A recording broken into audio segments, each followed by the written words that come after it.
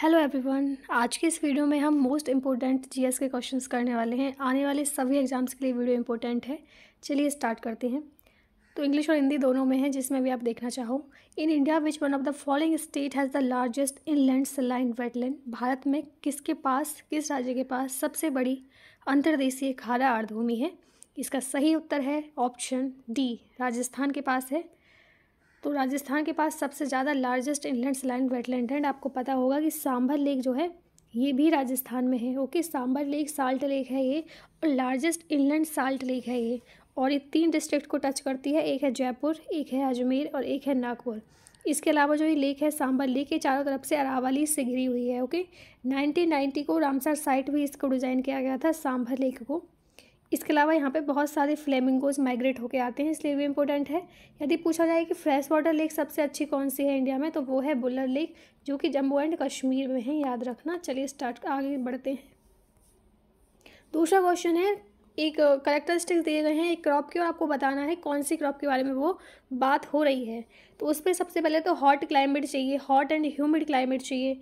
Rainfall उसमें annual rainfall 200 centimetre के आसपास चाहिए। हिल स्लोप होना चाहिए एल्टीट्यूड का, यानी कि ढलान वाली फसल की बात हो रही है यहाँ पे। 1100 मीटर। एनुअल रेंज टेम्परेचर का होना चाहिए 15 डिग्री सेल्सियस से 30 डिग्री सेल्सियस। तो किसकी बात हो रही है यहाँ पे? ये हो रही है ऑप्शन सी, पेपर यानी कि काली मिर्च की। तो देख लेते हैं, काली मिर्च की है ये सारी बातें। और देख, मस्टर्ड के लिए क्या होता है, जो ये सरसों होती है, सरसों में आपको सबसे पहले तो क्लियर स्काई चाहिए, वहाँ पे कोई भी फ्रॉस्ट नहीं होना चाहिए। फ्रॉस्ट जो होता है उसको सरसों सहन नहीं कर पाती है, तो क्लियर स्काई चाहिए। और एनुअल रेनफॉल उसमें चाहिए 625 के आसपास, और टेम्परेचर भी उसमें कम चाहिए। जैसे सर्दियों की फसल है, जो सरसों है सर्दियों की फसल है, 10 डिग्री सेल्सियस से 25 डिग्री सेल्सियस इसमें टेम्परेचर चाहिए। और जो इसका ऑयल कंटेंट होता है मस्टर्ड का, वो भी कोल्ड टेम्परेचर की वजह से ही इसमें बढ़ता है। यदि कोल्ड टेम्परेचर ना हो तो सरसों जैसी ना हो। अब बात करते हैं कॉटन की। कॉटन भी इंपॉर्टेंट है, इससे ही पूछा जाता है। तो ये मोस्टली ब्लैक सॉइल में बहुत ज़्यादा होती है ये कॉटन, ब्लैक सॉइल या फिर एलुवियल सॉइल भी, लेकिन मोस्टली ब्लैक सॉइल की हमें बात होती है। और टेम्परेचर इसमें उस जैसा ही होता है मस्टर्ड जैसा, 20 थोड़ा सा ज़्यादा होता है, 20 से 30 डिग्री सेल्सियस इसमें टेम्परेचर पहुंच जाता है। ओके, नेक्स्ट बढ़ते हैं, कलमकारी पेंटिंग किससे रिलेटेड है? तो देखो, कलमकारी पेंटिंग जो है ये एक हैंडमेड कॉटन टेक्सटाइल है, जो कि साउथ इंडिया में बहुत फेमस है, कलमकारी पेंटिंग। तो कलमकारी का मतलब होता है जो आर्ट वर्क होता है वो पेन से इस्तेमाल किया जाता है। कलम का मतलब ये पेन होता है। और जो वेजिटेबल डाइज होती हैं, पहले क्या होता था, पहले इतने सारे कलर वगैरह ये सब नहीं था, तो पहले वेजिटेबल डाइज का यूज़ किया जाता था। सब्जियों से कुछ कलर बना रहे हैं, कुछ किसी से बना रहे हैं, तो वेजिटेबल डाइज जो हैं ये कपड़े पे डिज़ाइन बनाती हैं इससे। इसके अलावा जो है इसमें हिंदू मैथोलॉजी से जो सीन है वो इसमें वो बनाए जाते हैं, याद रखना।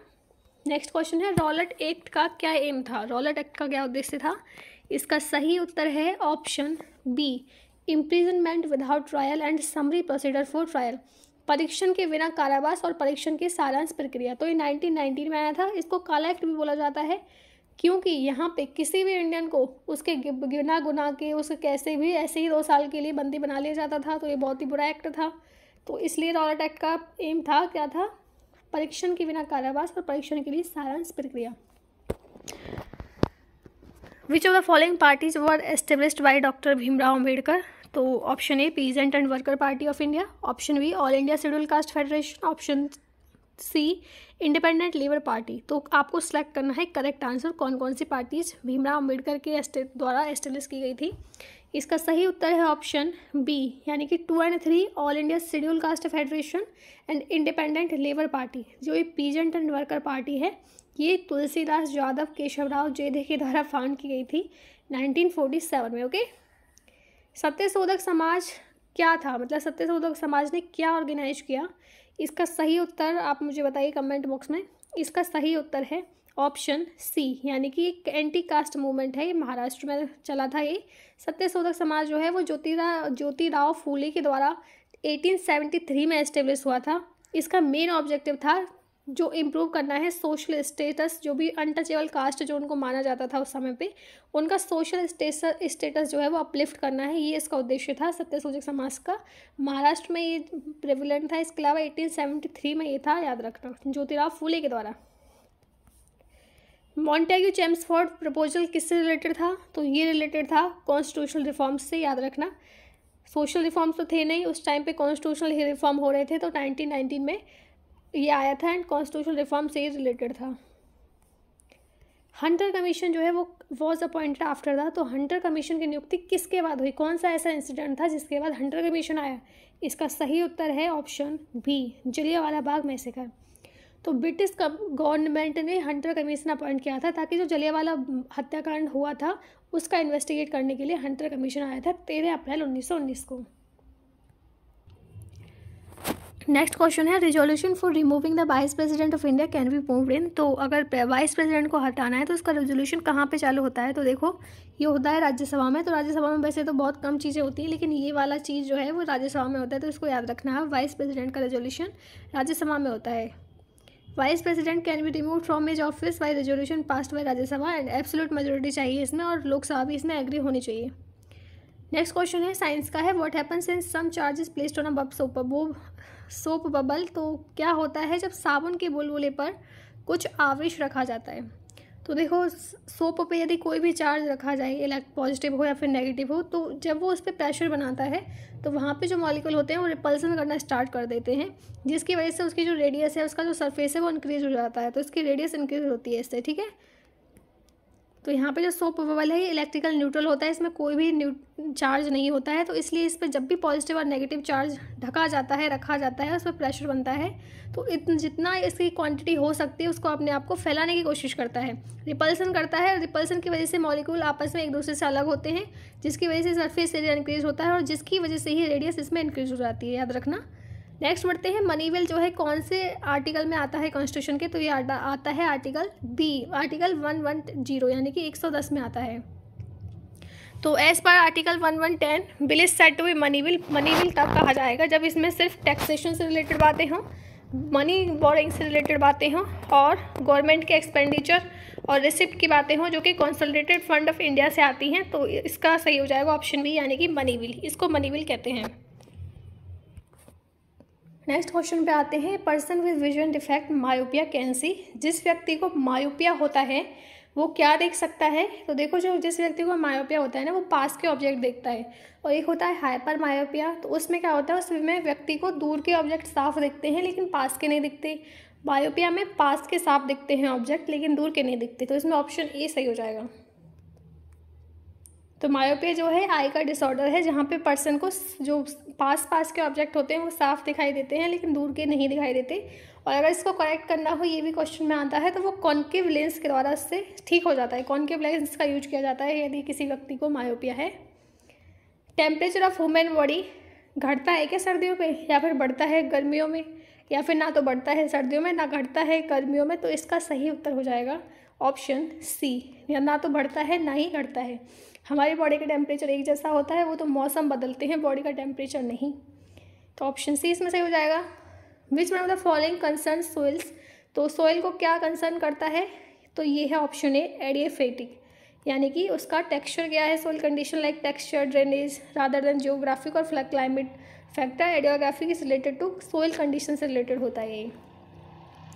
ब्लू कलर जो हमें स्काई का दिखता है वो किसकी वजह से दिखता है? तो ये दिखता है option A, scattering of light. देखो जब एग्जाम में इस तरीके का क्वेश्चन आता है ना तो कन्फ्यूजन हो जाता है कि स्कैटरिंग है डिस्पर्जन है, लेकिन इसका है स्कैटरिंग, क्योंकि लाइट स्कैटर होती है, इस वजह से उसके मॉलिक्यूल जब बिखरते हैं तो जो स्काई का कलर है वो हमें ब्लू दिखाई पड़ता है। नेक्स्ट क्वेश्चन है, कितनी calories, how many calories are gained by drinking a glass of water. एक गिलास पानी पीने से कितनी सारी कैलोरी आती हैं? तो देखो पानी में ना तो कार्बोहाइड्रेट होते हैं ना प्रोटीन होता है, कुछ नहीं होता। पानी से तो और वजन घटता है, तो इसमें कोई कैलोरी नहीं होती, इसमें होगा ऑप्शन ए, 0।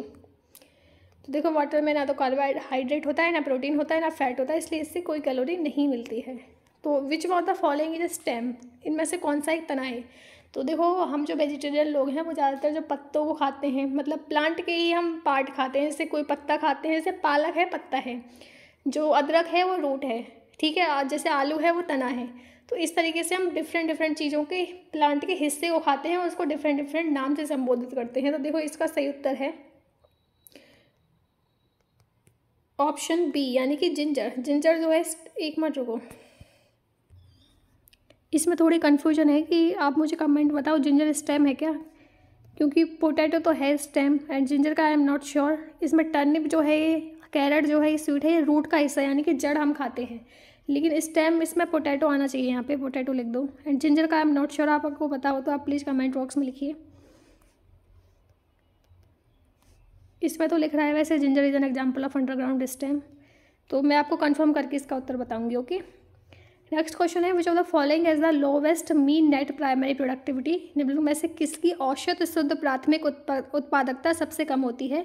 तो इसकी होती है ऑप्शन सी, यानी कि टेम्परेट ग्रासलैंड की जो है वो नेट प्राइमरी प्रोडक्टिविटी सबसे कम होती है। तो प्राइमरी प्रोडक्टिविटी होती क्या है?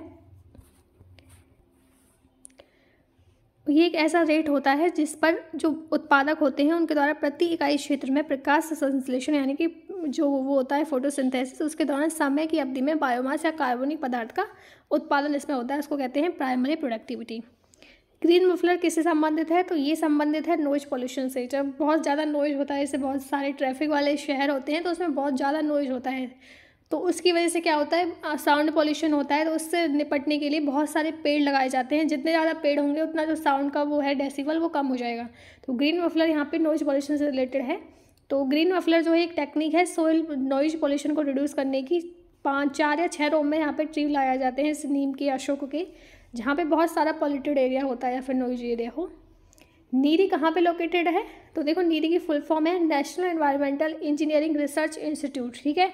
और ये नागपुर में एस्टेब्लिश हुआ था 1958 में। क्यों हुआ था? ताकि वाटर सप्लाई पे फोकस किया जाए, सीवेज डिस्पोजल, कम्युनिकेबल डिसीज, इन सब को ध्यान में रखते हुए बनाया गया था। एंड इसका सही उत्तर है ऑप्शन ए, नागपुर में नीरी है। तो इसको आप एन से कनेक्ट कर सकते हो, एन। Okay, which of the following dynasties frequently assigned to the ladies high ranking position in administration, तो इनमें से कौन सा ऐसा राजवंश है जहाँ पे महिलाओं को उच्च पद पर नियुक्त किया जाता था?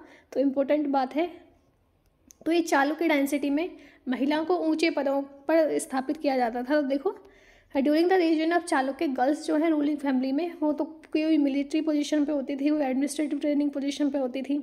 इन Chalukya administration queen, governor and office were quite common, तो यहाँ पे क्वीन भी होती थी, ठीक है, तो बहुत अच्छी बात है।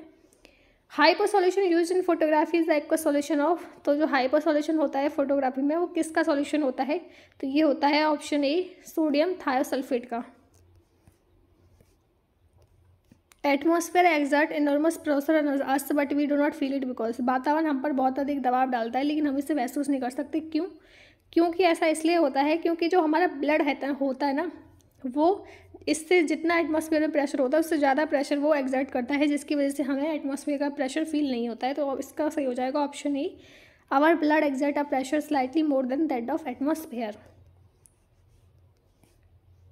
नेक्स्ट क्वेश्चन है which of the following is substance evidently available in the sea and administrator in a certain deficiency disease, तो ऐसा कौन सा एक पदार्थ है जो समुद्र में प्रचुर मात्रा में उपलब्ध है और एक निश्चित कमी रोग में प्रशासित है? तो देखो जो नमक होता है वो समुद्र में बहुत ज़्यादा होता है, नमक की कमी से होता है आयोडीन, नमक की कमी से होता है आयोडीन डिफिशियंसी, तो इसमें सही हो जाएगा ऑप्शन डी, आयोडीन, जिसकी डिफिशियंसी से आयोडीन डिसीज भी हो जाती है। तो देखो आयोडीन डिफिशियंसी जो है वो एलिमेंट आयोडीन की वजह से होती है, उसकी कमी की वजह से इससे गोइटर हो सकता है एज वेल एज क्रेटिनिज्म, जिसके क्या होता है जिससे इनर हेल्थ प्रॉब्लम्स होने लग जाती हैं और डेवलपमेंट प्रॉब्लम भी हो जाती हैं बच्चों में। फर्स्ट गुप्ता रूलर जिसको प्राप्त हुआ था टाइटल परम भागवत का, तो इनका सही उत्तर है ऑप्शन बी, चंद्रगुप्त टू को ये प्राप्त हुआ था। यापानिया वाज स्कूल ऑफ, यापानिया किसका स्कूल था? तो ये था जैनिज्म का, याद रखना। तो यापानिया जो है वो एक स्कूल था जैनिज्म का। यहाँ पे जो सेंट थे वो न्यूडिटी प्रैक्टिस करते थे, जो कि जैनिज्म में जो डिगेम्बर्स होते हैं वो सब करते हैं, और इसके अलावा ये लाइब्रेशन ऑफ वुमेन्स में भी यकीन रखते थे। कौन सी कमेटी है जिसमें कोई भी रिप्रेजेंटेशन नहीं है राज्यसभा की? तो देखो कमेटी बनाई गई है तो उसमें कुछ लोकसभा से मेंबर होते हैं, कुछ राज्यसभा से मेंबर होते हैं, लेकिन ऐसी कौन सी कमेटी है जिसमें राज्यसभा का कोई मेंबर है ही नहीं? तो इसमें है ऑप्शन सी, एस्टीमेट कमेटी। यहाँ पे 30 मेंबर्स सारे के सारे लोकसभा से होते हैं। पब्लिक अकाउंट कमेटी में 22 मेंबर होते हैं, जिसमें 15 जो होते हैं वो लोकसभा से होते हैं एंड 7 बच गए वो राज्यसभा से होते हैं, लेकिन एस्टीमेट कमेटी में सारे के सारे लोकसभा से होते हैं। एस्टीमेट कमेटी में 30 मेंबर हैं, सारे के सारे लोकसभा से। ओपन मार्केट ऑपरेशन जो होता है आरबीआई का, वो किससे रेफर करता है? तो ये है option E, trading in securities से। नेक्स्ट क्वेश्चन है, असर्शन दिया गया है और रीजन दिया गया है, आपको बताना है क्या सही है इसमें से। तो देखो हर्षवर्धन जो थे इन्होंने प्रयाग असेंबली को बुलाया, सभा को बुलाया, दूसरा है he wanted to popularize only the Mahayana form of Buddhism. तो देखो इसमें से वैसे तो दोनों सही हैं, लेकिन इसमें इंडिविजुअली करेक्ट नहीं है कि इसका एक्सप्लेनेशन नहीं करता है, जो रीजन है वो इसका एक्सप्लेनेशन नहीं कर रहा है, तो इसमें ऑप्शन बी सही हो जाएगा। तो हर्षवर्धन ने अपने लोगों के बीच खुद को लोकप्रिय बनाने के लिए प्रयाग सभा बुलाई। वे हुएन त्सुआंग के प्रभाव में बौद्ध धर्म के महायान रूप को लोकप्रिय बनाना चाहते थे और उन्होंने कन्नौज में एक सम्मेलन बुलाया। नेक्स्ट क्वेश्चन है, cloudy night are warmer compare to clear cloudless night because बादल रहित रातें साफ और बादल रहित रातों की तुलना में अधिक गर्म होती हैं। ऐसा क्यों? क्योंकि जो बादल होते हैं ना वो टेम्परेचर को रिफ्लेक्ट करते रहते हैं, वापस भेजते रहते हैं, तो वो वापस टेम्परेचर धरती पे आ जाता है, तो इससे ज़्यादा और गर्मी बढ़ जाती है। लेकिन ऐसा क्लाउडलेस यानी कि जब बादल नहीं होते हैं तब ऐसा नहीं होता है। तो देखो इसमें सही हो जाएगा, reflect back the heat given off by earth, option B.